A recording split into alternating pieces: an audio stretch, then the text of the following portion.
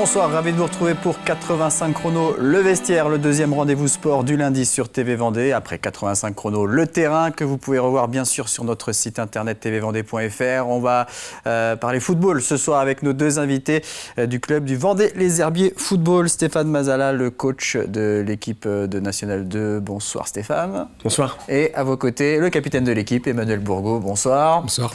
Qu'on connaît bien en Vendée pour avoir porté notamment les couleurs du Poiré-sur-Vie pendant les saisons notamment de National. On va revenir avec vous messieurs sur le match de samedi, la victoire face à l'équipe réserve de Montpellier. C'était au stade Massabielle bien sûr. On va voir les images tout de suite de ce match. Victoire 2-1 avec un bon début de match des Herbretais. Une ouverture du score rapide dès la deuxième minute par Quentin Grégorio.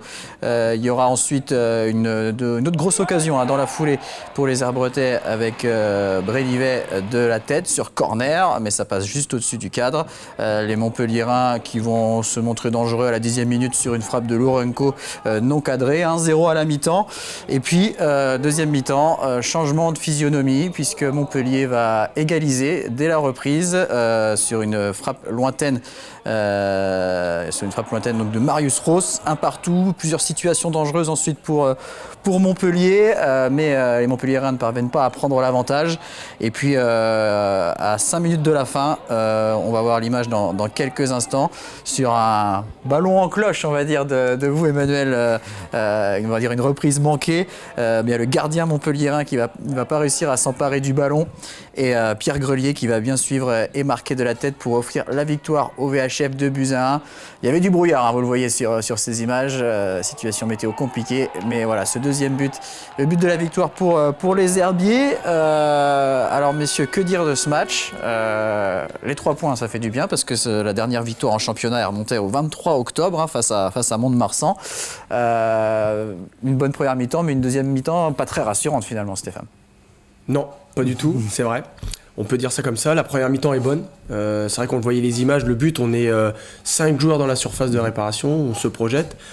On a plusieurs situations et on reste à 1-0 et par contre la deuxième mi-temps, c'est complètement l'inverse. C'est Montpellier qui prend le jeu à son compte, on subit et c'est vrai qu'on aurait pu le payer plus cher et avec de la réussite. Voilà, on a été chercher cette victoire. Et c'est vrai que dans la période où on est, on va se satisfaire des points pris parce qu'on a du mal à gagner dans ce championnat, c'est vrai. Alors de la réussite, vous dites en effet sur ce deuxième but. Alors, expliquez-nous Emmanuel ce qui se passe là sur cette reprise que vous tentez, là, cette frappe lointaine qui finalement part dans les airs mais qui se retrouve cadrée. Et puis le gardien de Montpellier qui semble gêné sur ce ballon. Non, je fais un 1-2 avec Anderson et elle me revient bien. Et pour moi, je suis à 20-25 mètres donc je la tente. Bon, c'est vrai que je la dévisse un peu, mais en regardant le ballon et puis un peu de brouillard et tout, elle redescend pile en dessous la barre. Je pense que le gardien est un peu gêné avec la trajectoire et tout.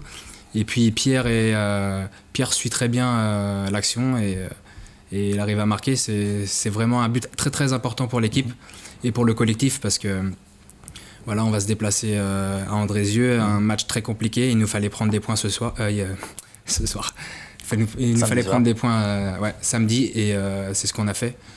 Après, au niveau physionomie du match, c'est vrai qu'on a dominé, on a fait une très grosse première mi-temps. Et deuxième mi-temps, on a pris ce but assez rapidement et ça nous a fait un peu mal à la tête. Mais on va retenir ces 3 points. Alors justement, c'est vraiment ce but de cette égalisation qui change tout dans les têtes, comme vous dites, perte de confiance. Vous avez pu à maîtriser les débats? Pas une perte de confiance, mais c'est vrai que sur les derniers matchs, on a pris des buts, on a eu du mal à revenir au score. Et c'est vrai qu'en menant assez rapidement et en prenant ce but dès retour des vestiaires, ça nous a fait du mal. Après on a subi un peu, c'est vrai, mais on n'a pas lâché et le plus important c'était les 3 points. Alors on va écouter la réaction du coach de cette équipe réserve de Montpellier, Frédéric Garny, au micro de Sandrine Pelletier. Une entame 15-20 minutes très compliquée. On s'est fait déjà surprendre d'entrée au bout d'une minute, donc on rend les choses très difficiles. Et puis au bout de 20 minutes, on a commencé à sortir la tête de l'eau, à commencer un petit peu à montrer des choses plutôt intéressantes. Et puis une deuxième mi-temps où j'ai l'impression qu'on était plus proche du 2-1 pour nous que du 2-1 pour eux. Et encore une fois, c'est la jeunesse, c'est une erreur individuelle du gardien. Donc ça se répète un petit peu beaucoup dans ces zones de finition défensive. Donc voilà, donc beaucoup de tristesse pour la débauche d'énergie des petits, parce que c'est vrai qu'on est quand même sur une moyenne d'âge de 18,2. Donc faut vite remobiliser. Et puis beaucoup de tristesse pour eux, parce que dans ce qu'ils ont montré en deuxième mi-temps, c'est quand même très encourageant pour la suite. Alors vous, Stéphane, quelles sont peut-être vos explications sur ce changement de physionomie de match? C'est vrai que l'autre équipe a souvent l'habitude de bien démarrer les rencontres. Ça a encore été le cas samedi. Il y a l'ouverture du score, il y a la balle de 2-0 dans la foulée. Et puis bam, c'est deuxième mi-temps, un but encaissé. Et puis l'équipe qui perd son jeu, quoi. Oui, complètement. On manque de continuité. Voilà, c'est très clair. On s'est même amusé pendant la trêve à regarder un petit peu le championnat si on arrêtait à la mi-temps. Je crois qu'on serait 4e. Voilà. Et nos deuxièmes mi-temps sont moins bonnes. Et en fait, tout simplement, dès qu'il y a un grain de sable, le collectif perd son jeu, perd son football, perd sa confiance. Et voilà, on est sur courant alternatif. Voilà, faut être très clair. On le voit bien, le championnat qu'on fait, on est dans le dur. Donc on a des passages très bons. Et c'est vrai que les 20 premières minutes, on pourrait presque se dire ce match il va être simple. Et je rejoins le coach de Montpellier. La deuxième mi-temps, elle est davantage pour Montpellier que pour les Herbiers.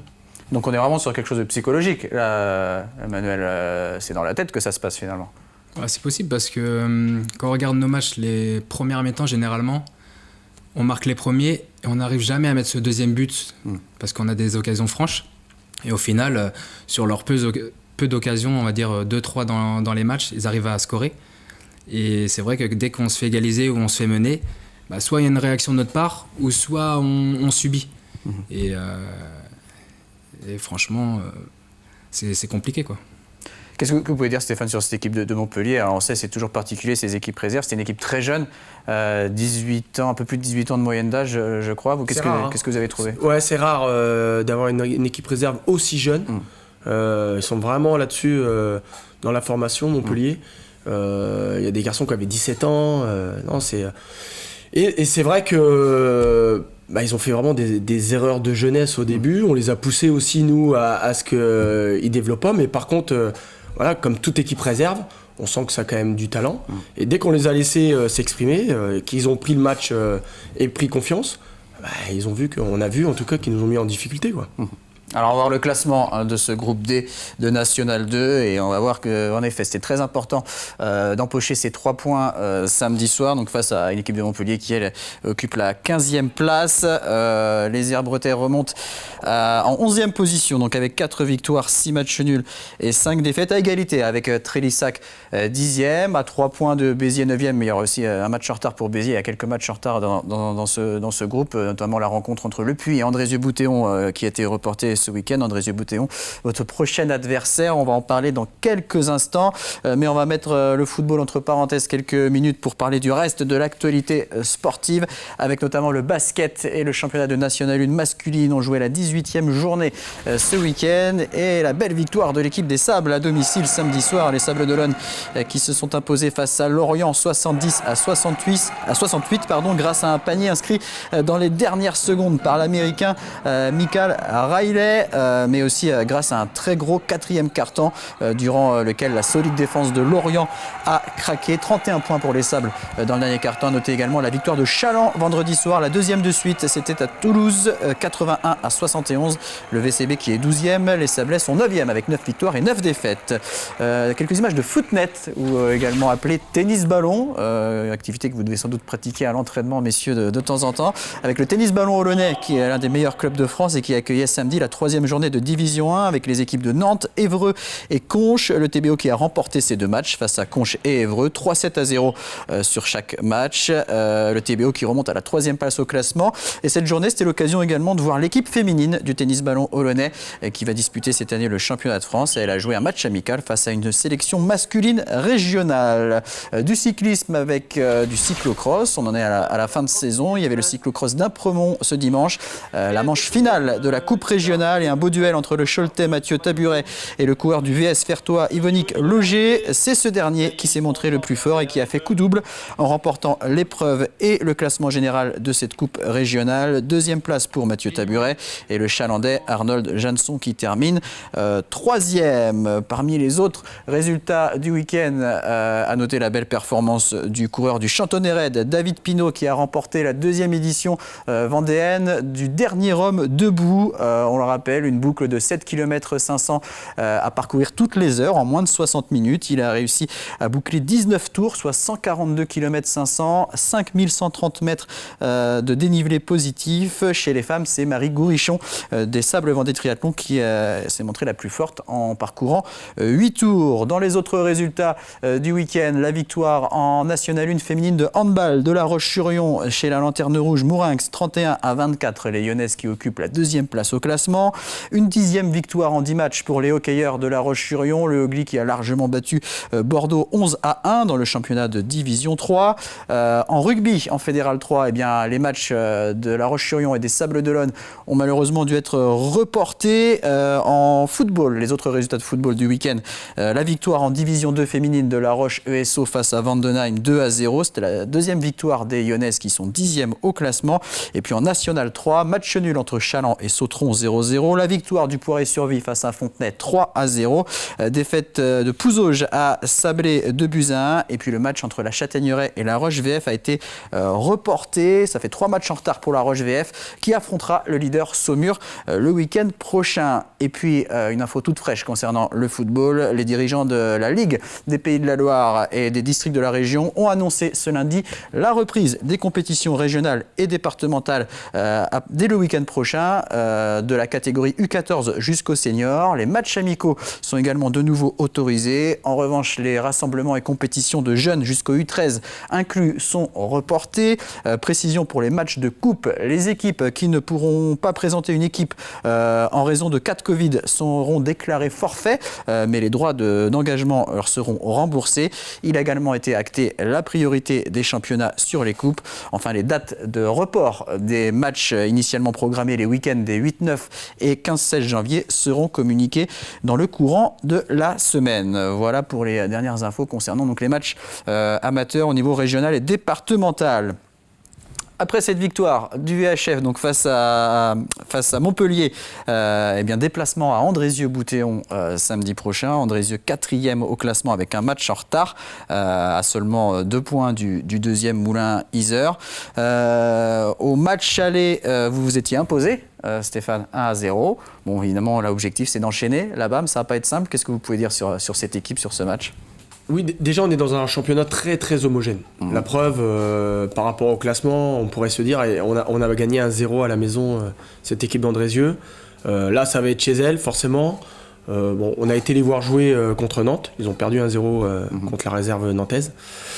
C'était un vendredi, donc on a pu aller les voir. C'est solide, c'est bien. Ils sont dans leurs objectifs, eux. Ils sont dans le haut de tableau, ils veulent jouer la montée, ils jouent la montée. Donc voilà, on va essayer, nous, d'aller chercher une victoire. Voilà. Et puis si on n'y arrive pas, on essaiera de prendre ce point du match nul. Mais dans un premier temps, on veut cette mentalité d'aller chercher la victoire là-bas à Andrézieux. Et vous allez retrouver un joueur, un gardien de but que vous connaissez bien, vous Stéphane pour l'avoir coaché, vous Emmanuel pour avoir joué avec lui au Poiré-sur-Vie. C'est Mathieu Pichot qui porte les couleurs d'Andrézieux-Boutéon, c'est ça ? C'est ça, c'est un excellent gardien, un ami aussi. Et il me porte bonheur parce qu'à chaque fois que je joue contre lui, je score. Donc j'espère que ce week-end, ça va le faire. Et il n'était pas présent au match aller parce qu'il était blessé. Absolument. On va revoir le classement de ce championnat national 2. Donc on disait les Herbiers 11e. 4 victoires. Vous disiez que Andrézieux était dans ses objectifs puisqu'il visait la montée. C'était votre cas aussi également. Stéphane, c'est l'objectif annoncé. Donc j'imagine forcément que après 15 journées, le bilan n'est pas satisfaisant pour l'instant. Non, pas du tout. D'ailleurs, c'est bien justement de faire ce bilan à la trêve. Voilà, on est vraiment à 15 journées, on a rencontré toutes les équipes. On est sorti de la route, il faut être très clair. Ce serait irresponsable de parler de montée à l'heure actuelle. Donc on a un objectif qui est plus petit, il faut déjà se maintenir, gagner des matchs. Voilà, donc c'est ce qu'on a fait déjà ce week-end et il faut réussir à enchaîner. Voilà, et ensuite on verra bien, mais dans un premier temps, c'est vraiment de se maintenir, de remonter au classement, voilà, parce que les Herbiers n'a pas sa place en bas, quoi, tout simplement. Emmanuel, comment vous analysez justement ces 15 premiers matchs, hein, on en est à la moitié. Vous démarrez bien le championnat, 4 matchs sans défaite, hein, nul à l'extérieur, victoire à domicile. Ça, c'était au mois d'août. Et puis ensuite, en septembre, il y a 5 matchs sans victoire en championnat, hein, puisqu'il y a eu une victoire, une qualification en Coupe de France. Comment vous analysez-vous ces premiers mois ? Comme on l'a dit tout à l'heure, on est très bon sur les premières mi-temps. Donc il faudra répéter ça dans la deuxième phase de championnat, mais être constant sur tout un match. C'est vrai que généralement on joue 60 minutes de bonne facture et après il y a un creux dans un match où on fait une erreur ou on paye catch. Mais après on a la qualité pour, le coach il est là toutes les semaines en train de nous rabâcher qu'on a la qualité et tout, qu'on travaille dur aux entraînements. Donc c'est à nous maintenant de mettre les choses en place et surtout de répéter les matchs comme on a fait, essayer de prendre déjà des points, match après match, et essayer de faire des séries parce que depuis le début de saison, on n'a pas enchaîné. Soit on a gagné, soit on faisait un nul, ou on perdait. Donc là, on va essayer d'enchaîner les matchs, même les victoires, parce que voilà, ce serait important pour nous pour la suite de la saison. Est-ce qu'il y a des rencontres, Stéphane, qui ont laissé un peu plus de regrets que d'autres ? C'est vrai que les défaites, c'était souvent d'un but, où ça ne se jouait à pas grand-chose. Est-ce qu'il y a vraiment des matchs qui vous laissent des regrets ? Oui, j'en parlais ce matin au groupe, hein, dans le débrief, justement, de leur dire, voilà, sur ce match de Montpellier, effectivement, la logique sur la deuxième mi-temps, elle est pas claire, on n'aurait pas dû se mettre ce but, mais j'ai le souvenir de Béziers, on doit gagner ce match, on fait un partout à la 91e. J'ai le souvenir de Trélissac, on fait 0-0, on tape sur la barre, on domine. Bon, voilà, c'est aussi un championnat. Ce qui est sûr, c'est qu'on n'a pas trouvé l'équilibre encore avec le staff, le groupe, pour que cette équipe performe sur la continuité. Voilà. Et notre objectif dans cette deuxième partie de saison, ça va être celui-là, voilà, de gagner en performant dans la continuité d'un match. Et une deuxième partie de saison avec un joueur supplémentaire qui a signé la semaine dernière, Pierre Lavenant, milieu offensif de 26 ans, qui vient du club des Francs-Borins en Belgique, formé à Lorient, passé pro à Lorient. Il a porté les couleurs de Sedan, Avranches et Vannes. Alors pourquoi avoir recruté un nouveau joueur et pourquoi lui, si vous pouvez dire quelques mots sur ce joueur ? Oui, c'est ce qu'il faut bien analyser quand ça va pas, c'est de savoir quelles sont les causes. Voilà, pourquoi on n'y arrive pas, pourquoi on n'arrive pas à gagner les matchs. Et il n'y a pas qu'une cause, voilà, mais en termes de quantité dans l'effectif, on était peu nombreux. Voilà, on s'est retrouvés avec des blessures, à s'entraîner à 12, à 13. Et on a fait ce constat-là avec le club, le président, qu'il fallait absolument donner plus de densité au groupe. Voilà, et on a profilé pour se dire que c'était au niveau du milieu de terrain qu'on avait besoin. Et c'est un garçon qu'on connaît pour l'avoir rencontré. Il a joué à Sedan, il était à Vannes, on l'a même rencontré quand il était à Avranches en national. Voilà, c'est un garçon qu'on connaît avec sa qualité de patte gauche et qui a tenté une aventure en Belgique. Et il était déçu, il voulait revenir. Donc voilà, ça s'est fait, l'opportunité s'est faite et on est très content qu'il soit avec nous. Il devrait normalement être qualifié pour le match à Andrézieux samedi et le public des Herbiers pourra le voir donc le 5 février contre Colomiers, prochain match du VHF à Massabielle. Merci beaucoup messieurs, bonne deuxième partie de saison à vous et merci à vous de nous avoir suivis. Je vous donne rendez-vous jeudi pour 85 chrono à l'agenda. Très bonne soirée à tous.